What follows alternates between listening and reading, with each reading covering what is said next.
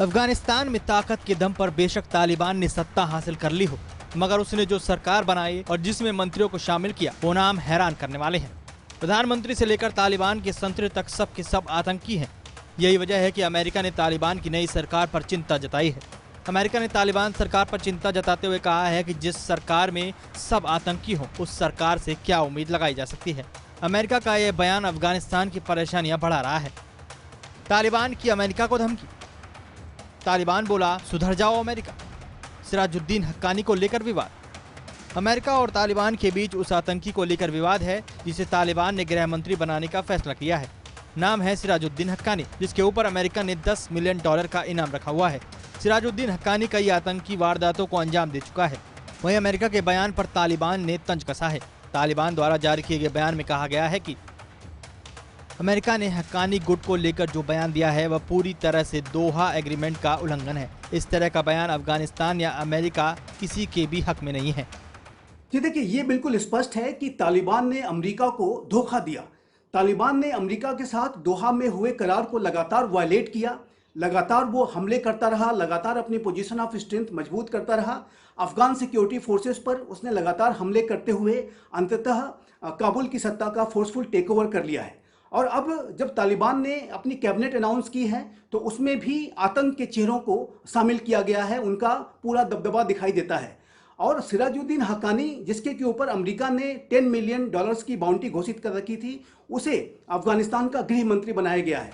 तालिबान का कहना है कि सिराजुद्दीन हक्कानी और उनका परिवार इस्लामिक अमीरात ऑफ अफगानिस्तान का हिस्सा है और अमेरिका को उन पर सवाल खड़ा करने की जरूरत नहीं है। वहीं तालिबान ने दोहा समझौते की दुहाई देते हुए कहा कि अमेरिका और संयुक्त राष्ट्र को चाहिए कि वो अफगानिस्तान के नए नेताओं को अपनी आतंकी लिस्ट से बाहर करे। तालिबान ने दो टूक कहा कि अमेरिका और अन्य देशों द्वारा इस्लामिक अमीरात को लेकर जो बयान दिए जा रहे हैं वे बर्दाश्त करने लायक नहीं है। इस तरह के बयानों को जल्दी से रोका जाना चाहिए और अमेरिका को अपनी नीति में बदलाव करना चाहिए। दरअसल तालिबान के नए मंत्रिमंडल में कई ऐसे नाम शामिल हैं जिनका आतंकी इतिहास रहा है। कुछ तो ग्लोबल आतंकी है तो कुछ पर अमेरिका ने इनाम तक घोषित कर रखा है और इन आतंकियों को ही तालिबान ने सत्ता में आते ही सत्ता चलाने की जिम्मेदारी भी दे दी है।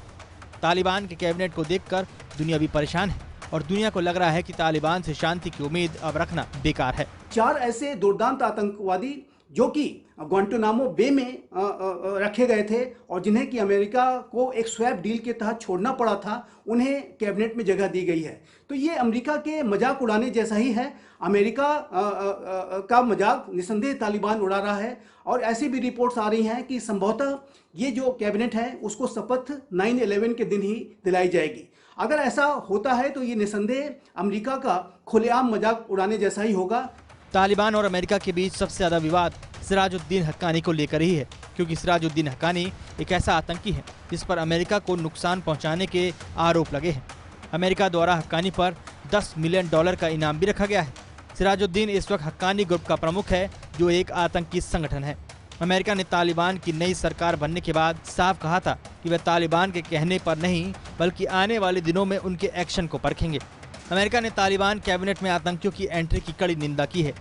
दरअसल तालिबान के सत्ता में आने के बाद से कुछ नहीं बदला है। अफगानिस्तान की आम जनता का वही हाल है जो 20 साल पहले था। लोगों को मारा जा रहा है, बच्चियों को पीटा जा रहा है। जो कुछ अफगानिस्तान में हो रहा है उसने दुनिया को परेशान कर रखा है, मगर हैरानी इस बात की है कि सभी चुप हैं।